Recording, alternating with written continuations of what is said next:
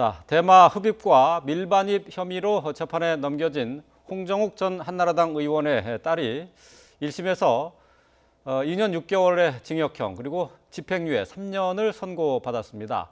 어제 재판받고 나오는 모습 잠시 보고 얘기 나눠보도록 하겠습니다.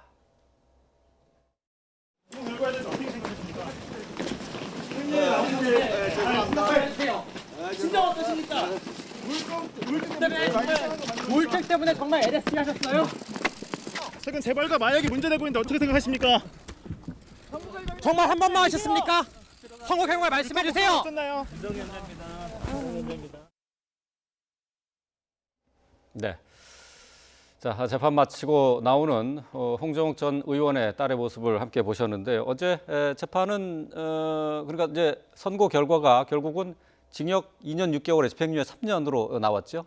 뭐 제일 처음에도 이제 미성년자였기 때문에 불구속 재판을 하게 되었고 인천공항에 들어오는 마약의 양과 마약의 종류가 생각보다 그렇게 쉽진 않는 그런 내용이었습니다. 마약 양도 많았고 변종 마약 중에서도 가장 좀 이렇게 심각한 마약들을 가지고 들어와서 그 자체만으로 만약에 법률적 평가를 한다면 징역형이 나오지 않을까 싶었는데 초범이라는 점, 미성년자라는 점을 고려해서 초범인데 징역 2년 6개월이면 꽤나 큰 그 징역형이죠. 2년 6개월을 받았는데 다만 그 집행만 3년 동안 면제하겠다라고 해서 그 죄의 엄중성은 묻되 미성년자이기 때문에 조금 이렇게 그 사회 내 처우, 즉 세상으로 나와서 좀 적극적인 치료 처우를 받는 것을 재판부가 선택하지 않았느냐 이렇게 생각을 하고 있습니다. 예.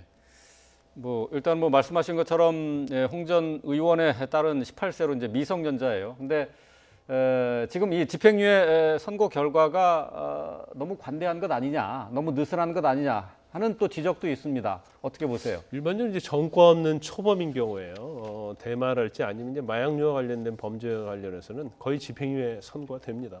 특히 이제 대마에 대해서는 관대하고요.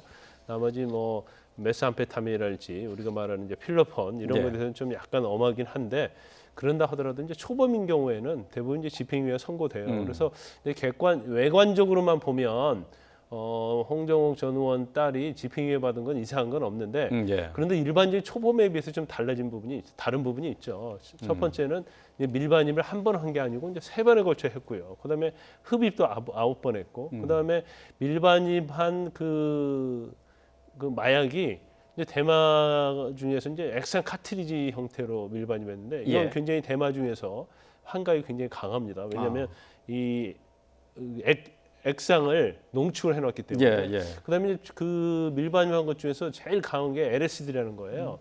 이것은 이제 마약 중에서 가장 환각 증세와 그다음에 중독이 굉장히 강한 거거든요. 그럼에도 불구하고 이런 아주 강력한 마약을 3차례나 밀반입하고 9차례에 걸쳐서 흡입을 했단 말이에요. 그러면 초범이긴 하지만 초범 중에서도 가장 그 죄질로 보면 좀 나쁜 형태예요. 그래서 사실은 뭐 실형도 받을 수 있을 거라 생각을 많이 했었는데 결과적으로 이제 집행유예 나왔는데 일단 본인이 초범이잖아요. 그리고 미성년자입니다. 아마 지금 미국에서 굉장히 명문 대학을 다닌 걸로 알려져 있는데 그래서 재판부 입장에서는 이번에 한해서 용서를 해준 게 맞다. 단 일반적으로 마약 초범인 경우에는 이제 징역 1년에 집행유예 한 2년 아니면 8월에 뭐 대마 같은 경우는 2년 이렇게 선고를 하는데 징역 2년 6개월에 집행유예 3년을 선고했어요. 그래서 일반적인 초범의 집행유예 선고형보다는 형량이 좀 상당히 높다 이렇게 볼 수 있습니다. 결코 그 형량이 작지 않다 그런 말씀이신데요. 말씀하신 것처럼 초범인데다가 이제 미성년이에요. 그렇다면 대마관리법 위반 혐의로 지금 이제 재판을 받았는데 사실은 뭐 형사범이 아니라 이제 소년법으로 처리를 할 수도 있는 것 아닙니까? 어떻습니까? 근데 이걸 바라봤을 때 이제 소년법으로 가려면 보호처분이라 그래서 저희들이 뭐 흔히 말해서 뭐 단기 보호관찰 그다음에 소년원 이렇게 송치를 하는 건데 그거보다는 죄질이 분명히 무거웠다. 그래서 형사사건으로 넘어갈 수밖에 없는 좀 중한 죄였다고 해서 형사재판을 받게 되었습니다. 그래서 첫 번째 검사가 판단할 때 소년법으로 갈 것인지 형사법으로 갈 것인지 즉 소년법원으로 갈 것인지 형사법원으로 갈 건지 판단했을 때 아까 변호사님 말씀 주신 대로 굉장히 좀 많은 어떤 불법이 있었기 때문에 형사법정으로 왔고 형사법정에서 이제 소년에 대한 어떤 판단을 진행했었고 이게 만 18세이기 때문에 소년법 대상으로 만약에 가기에는 그 나이가 또 조금 이렇게 문제가 있었지 않았느냐. 네. 그러니까 이게 만 18세인데 지금 정확하게 저희들이 몇 세인지를 정확하게 판단할 수 없기 때문에 그런 부분이 있었다고 생각하고 이거보다 더 중요한 게 지금 이제 그 홍정욱 딸이 나와서 전 의원의 딸이 나와서 제가 제일 중요한 거는 재활이거든요. 그러니까 예. 법원에서는 분명히